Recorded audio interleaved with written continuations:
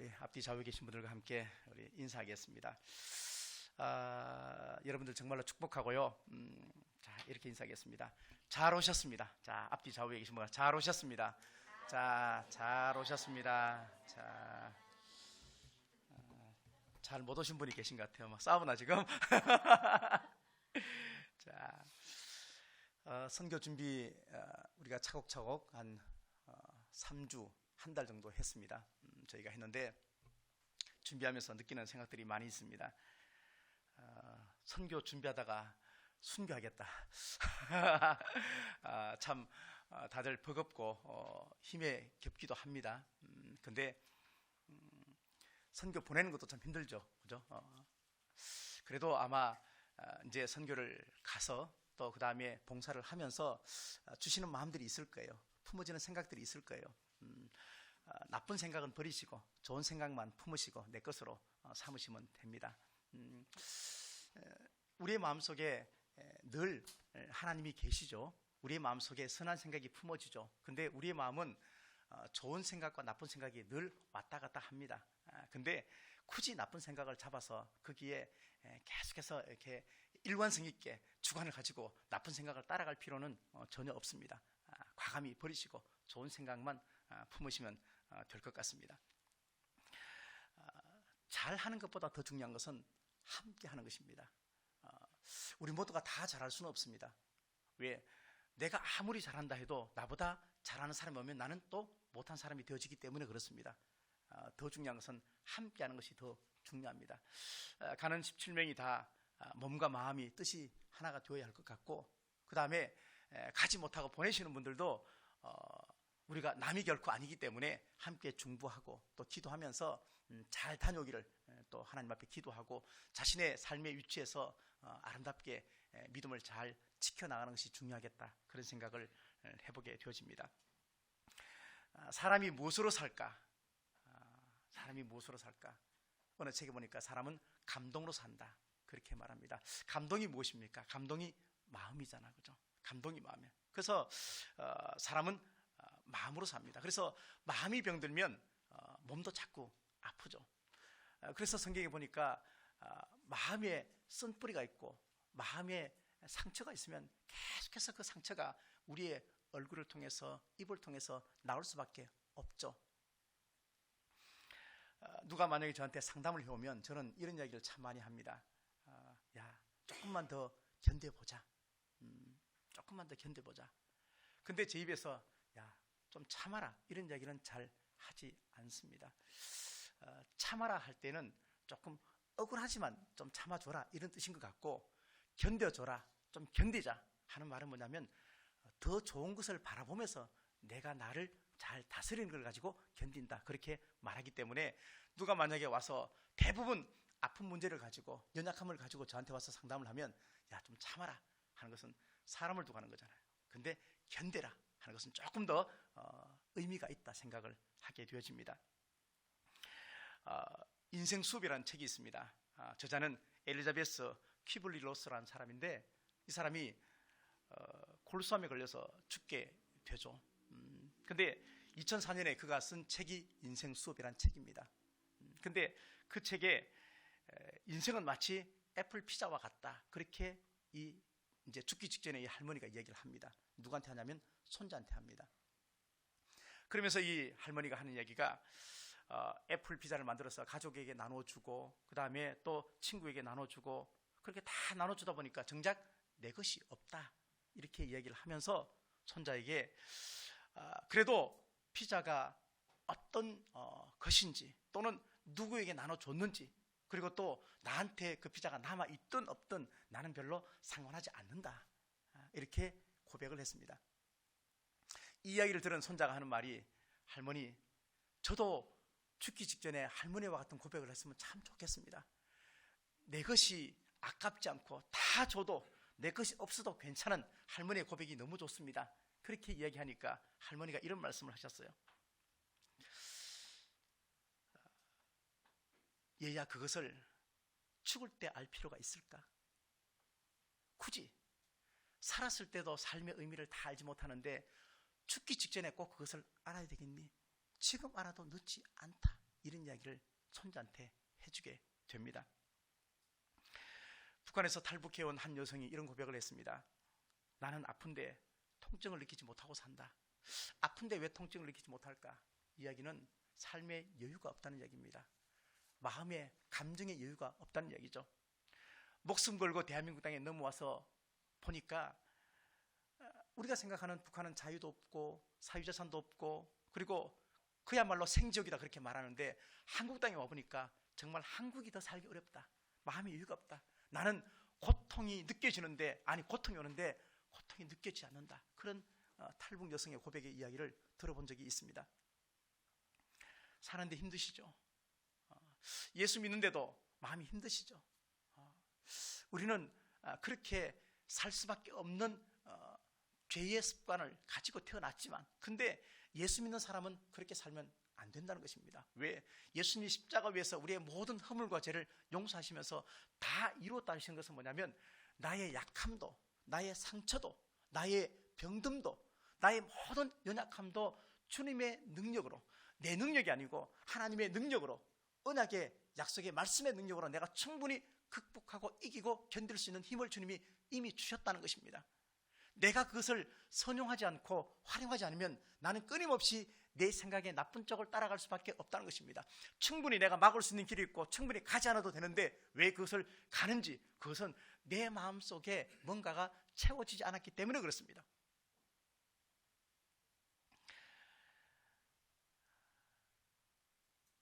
우리 가운데 힘들지 않았던 사람이 누가 있습니까? 지금도 녹록하지 않은 삶을 살겠지만 이전에 과거에 아픈 상처 없는 사람이 누가 있습니까? 앞으로 살면서도 때로는 우리가 많은 어려움을 겪게 될지도 모르겠습니다. 근데 저도 힘든 세월이 많이 있었죠. 근데 그때마다 저는 꼭 세 가지를 생각했습니다. 첫 번째는 사랑하는가? 사랑입니다. 정말로 내가 사랑한다면 괜찮습니다. 정말로 내가 그 일을 사랑하면 밤을 새워도 괜찮습니다. 내가 정말로 그 존재를 그 사람을 사랑한다면 다 줘도 아깝지 않습니다. 여러분의 자녀 생각하시면 될 것 같아요. 여러분의 부모마저. 두 번째, 감사가 있는가? 감사가 내 속에 풍성하면 상대방의 태도에 상관없습니다. 내 안에 감사가 많이 있으면 내 안에 감사가 풍성하면 환경에 지배받지 않습니다. 세 번째는 믿음이 있는가? 혹시 나를 배신한다 해도 내가 그를 믿을 수 있는가? 괜찮아요. 내 속에 믿음이 있으면 내 속에 사랑이 있고 내 속에 감사가 있고 내 속에 믿음이 있으면 환경이나 여건이나 그 다음에 그 어떤 것도 내 마음을 흔들 수 없다는 거예요. 중요한 것은 나란 얘기예요. 그래서 하나님께서는 우리의 모든 삶 속에 중심에 내가 일을 얼마나 잘하느냐 이것 가지고 우리를 판단하지 않습니다. 모든 하나님의 사역의 중심에 사람을 놓고 합니다. 환경을 먼저 놓지 않습니다. 많은 하나님의 사람들이 환경 때문에 그 일을 할 수 없게끔 갇혀져 있어도 그 사람들은 그 일을 해나갔습니다. 했습니다. 아무리 앞에 어려운 난관이 있다 해도 뚫고 나갔습니다. 환경이 좋아졌어요? 아닙니다.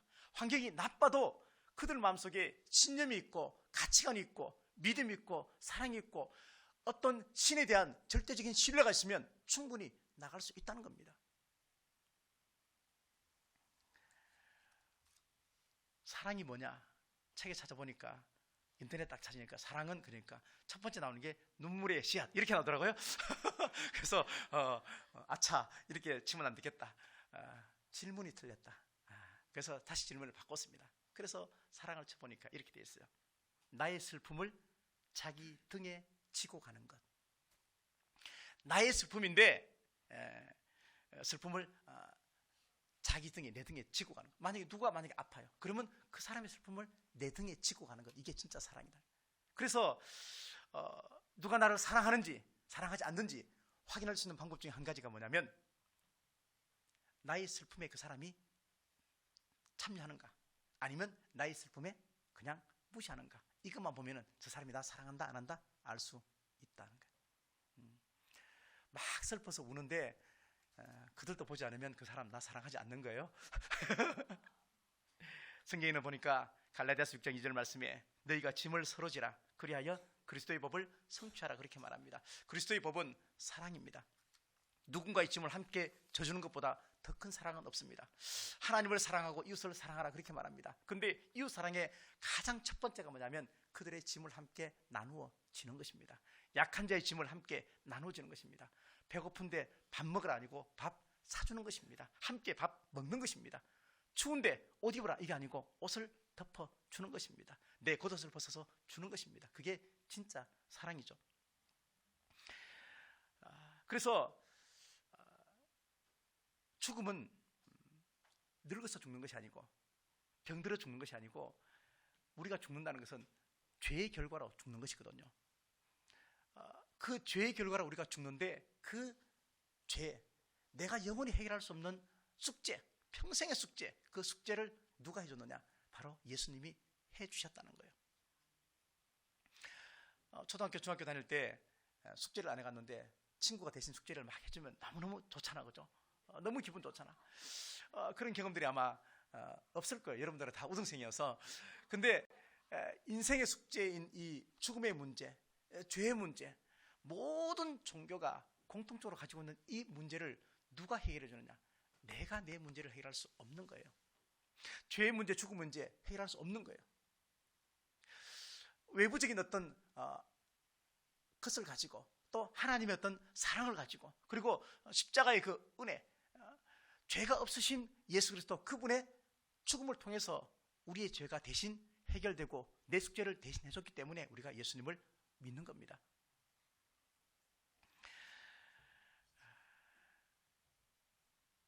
오늘 말씀을 보면 지난주에 우리가 마음을 지켜주자 그렇게 말했습니다. 왜냐하면 내가 누군가의 마음을 지켜줘야 한다. 그래야 그들의 생명이 살아난다. 그러려면 내 마음을 지켜야 한다. 그렇게 말했습니다. 오늘은 마음을 지켜주는 방법이 있습니다. 오늘 본문에 여러 가지로 나오는데 그중에 첫 번째가 뭐냐면 말을 지키는 것입니다. 24절 말씀 보니까 구부러진 말을 내 입에서 버리고 삐뚤어진 말을 내 입술에서 멀리하라 그렇게 말을 하고 있습니다. 말이 무엇입니까?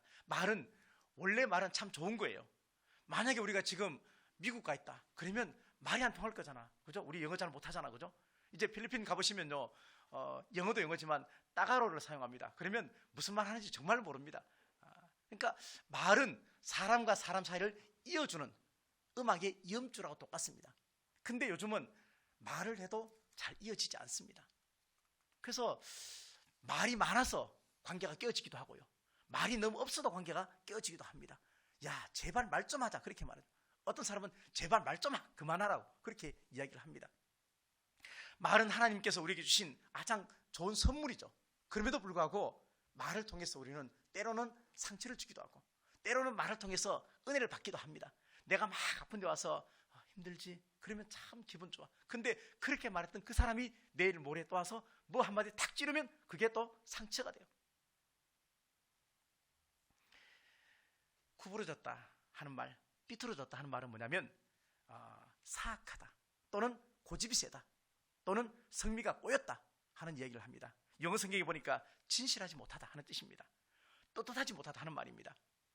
부패했다, 타락했다, 손상되었다 하는 뜻을 가지고 있습니다. 누가복음 6장 45절 말씀 보니까 선한 사람은 선을 내고 악한 자는 악을 내는데 그것은 마음에 가득한 것으로 입으로 말하기 때문이다 그렇게 말해요.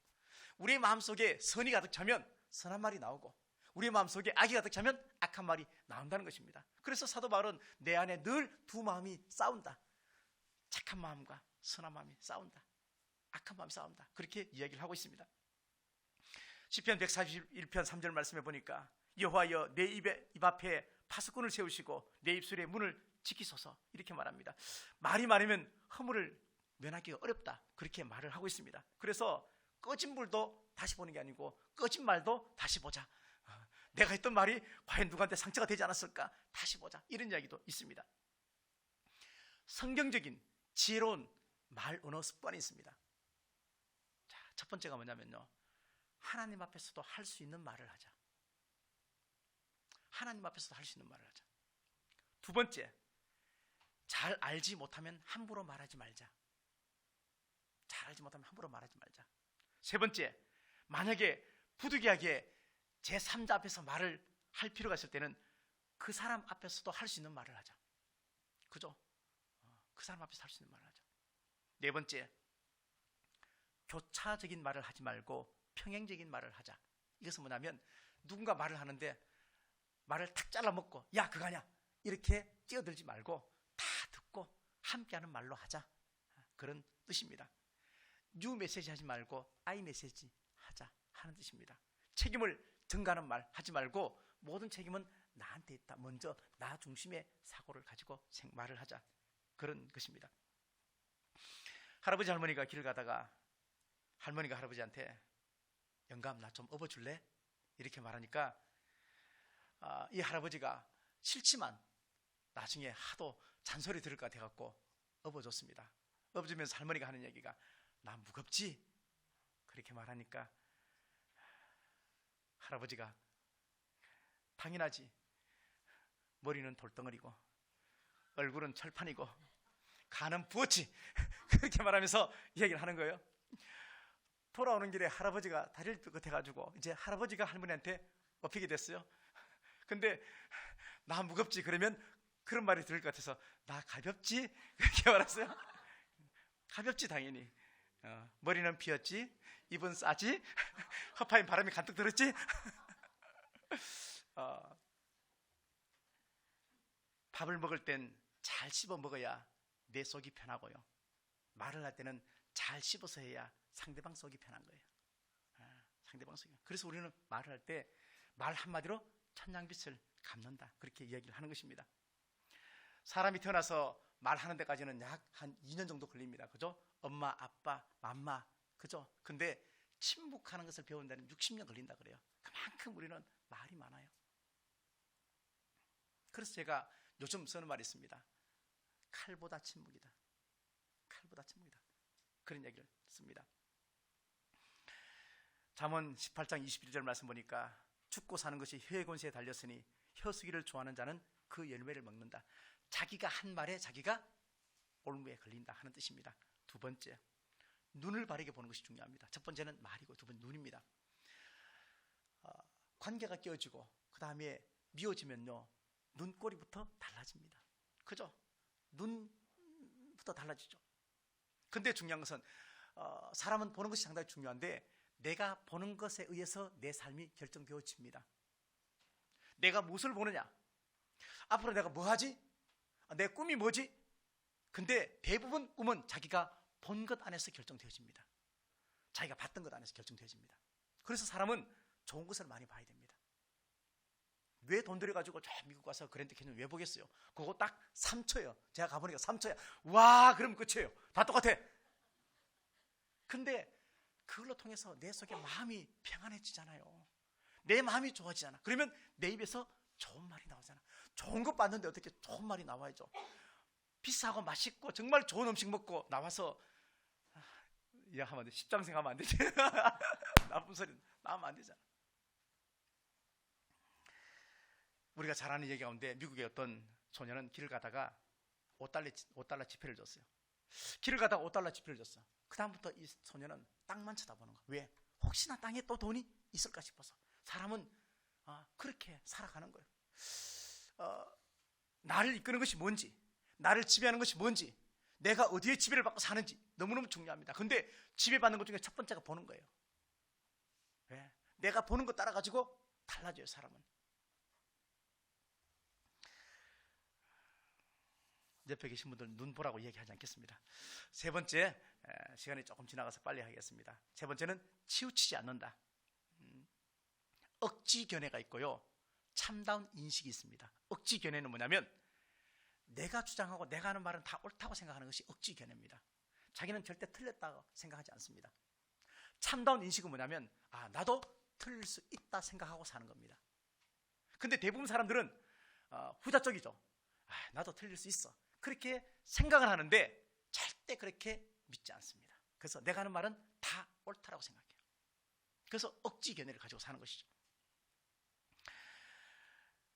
내 마음을 지키지 못하면 첫 번째, 말이 곱지 않고요. 내 마음을 지키지 않으면 눈이 예쁘지 않아요.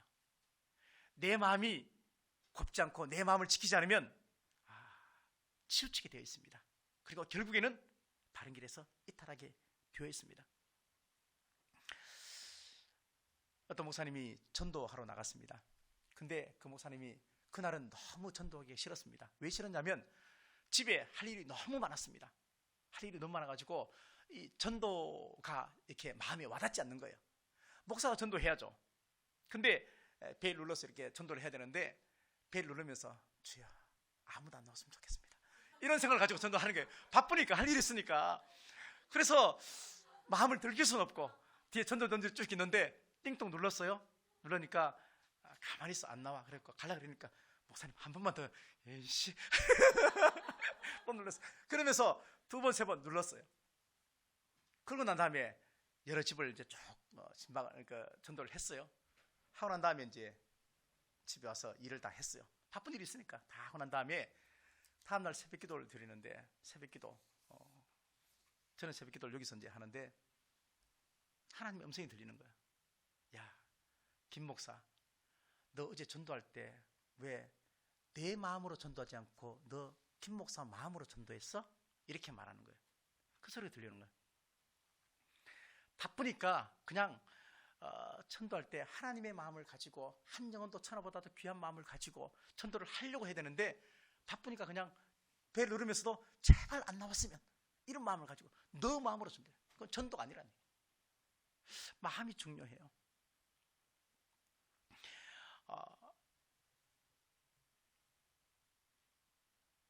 마음은 우리의 생각이 만들어지는 곳이거든요. 마음은 솔직히 마음이 어디 있어요? 다 잘 몰라요. 근데 분명히 생각이 만들어지긴 해요. 그죠? 그 마음이 있어요. 어딘가는 있어요. 근데 그 마음에 품은 대로 사람은 살게 돼 있어요. 악한 마음을 품고 있으면요 악한 말이 나오게 돼 있고요. 선한 마음을 품으면 선한 말이 나오게 돼 있어요. 마음이 악한 생각이 있으면요 눈부터 달라요. 그죠? 달라져요. 내 마음 속에 내 생각 속에 하나님의 말씀으로 채우면 참 좋겠어요. 오늘 말씀 처음 해보니까 내 말에 주의하고, 이건 말씀이잖아요. 내 말을 지키고 말씀이잖아요. 하나님의 말씀으로 내 속을 채우고 있으면 사실은 별 문제 안 돼요. 내가 하나님 말씀으로 가득 차 있고 내가 하나님의 은혜를 내 속에 가득 채우고 하나님의 사랑이 늘 느껴지고 그러면 사실은 내 마음은 흔들리지 않습니다. 내 마음은 지켜집니다. 그러면 누군가의 마음도 내가 지켜주게 되어 있습니다. 입, 눈 전혀 상관없습니다. 내 속에 정말로 하나님이 살아계신 것을 믿고 내가 하나님의 말씀 속에 잠겨 있으면 결코 우리는 흔들리지 않고 살아갈 수가 있다는 것입니다. 예수님도 처음에 세 가지 시험을 당했을 때 말씀으로 다 물리쳤잖아요. 어떤 교회는 장로 임직할 때 성경 암송 구절을 600개를 외워야 된대요. 놀라지 마세요. 저는 그렇게 안 할 거예요. 근데 600개를 외워야 장로 임직을 준대요.